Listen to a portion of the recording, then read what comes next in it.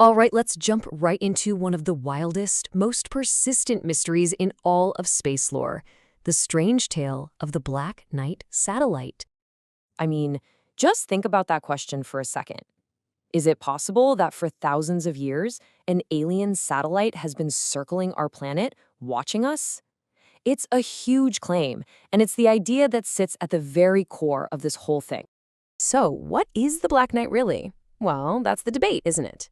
Right off the bat, you have two totally opposing viewpoints. One says it's a genuine alien artifact, an object impossibly old. The other says it's just a modern myth, a story created by connecting dots that were never actually related. And this really breaks it down perfectly. On one hand, you have this incredible, almost romantic idea of an ancient sentinel watching over humanity. On the other hand, you've got the much more down-to-earth explanation. It's all just a jumble of space junk, misunderstood radio blips, and fuzzy photos. This is the central conflict we're going to unpack. Okay, so to really get how this story even started, we have to rewind. We're going to follow a trail of breadcrumbs, these strange, disconnected events from history that eventually got woven together to create the legend we know today. Believe it or not, the roots of this go back over 100 years. You start with the one and only Nikola Tesla in 1899, picking up these weird, rhythmic signals he thinks are coming from space. Then in the 1920s, scientists hear these bizarre radio echoes. And then, bam, 1960, a mysterious dark object shows up in an orbit that it has no business being in. Let's just focus on those echoes for a minute, because they are truly strange. Scientists would send a radio signal out from Earth, and sometimes it would come back seconds or even minutes later than it should have. It was like it had traveled an insane distance and bounced off of, well, something. And this is exactly how a weird scientific anomaly can spiral into a full-blown legend.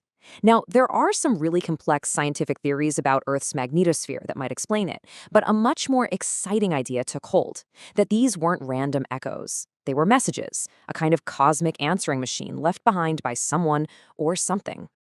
Now for the next piece of the puzzle. Fast forward to 1960. The space race is in full swing, Cold War paranoia is through the roof, and suddenly the US military spots this huge, dark object in polar orbit. The thing is, they knew it wasn't theirs, and they were pretty sure it wasn't the Soviets either. So what was it? As you can imagine, the media absolutely ran with this story, a mystery satellite.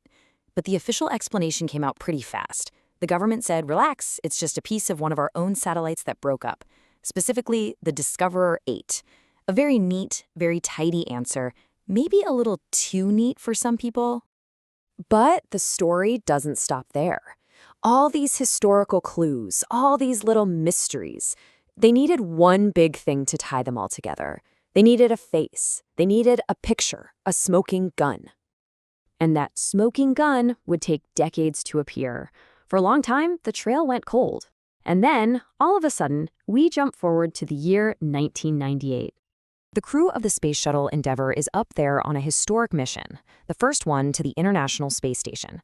And while they're working, they snap some photos. And in those photos is this really strange, dark, almost sculptural object just floating out there in the blackness. And this, right here, this is the whole shebang. For believers, this picture was everything. It was the visual proof they'd been waiting for. The Black Knight was real. But for NASA, the explanation was much, much more mundane. They said it was just a thermal blanket that an astronaut had lost during a spacewalk. The same image interpreted in two completely different universes.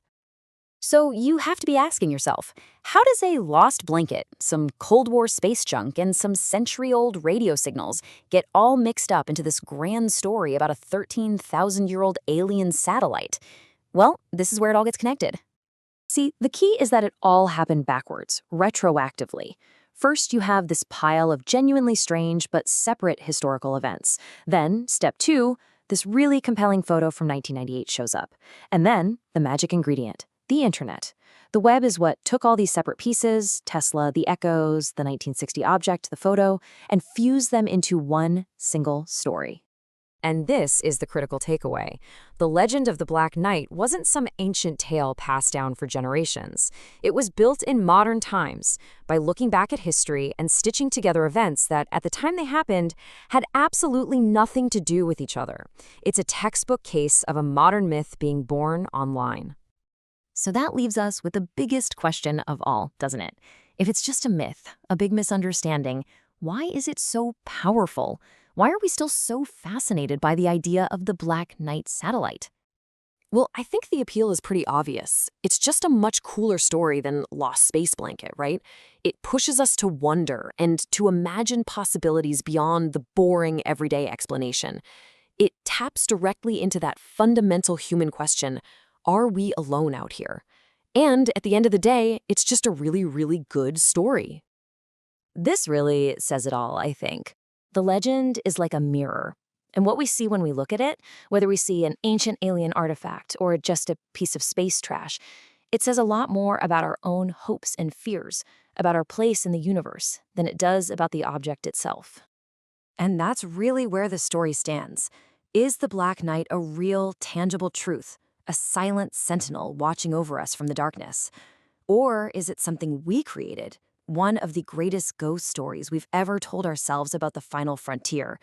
The answer, for now, is still out there.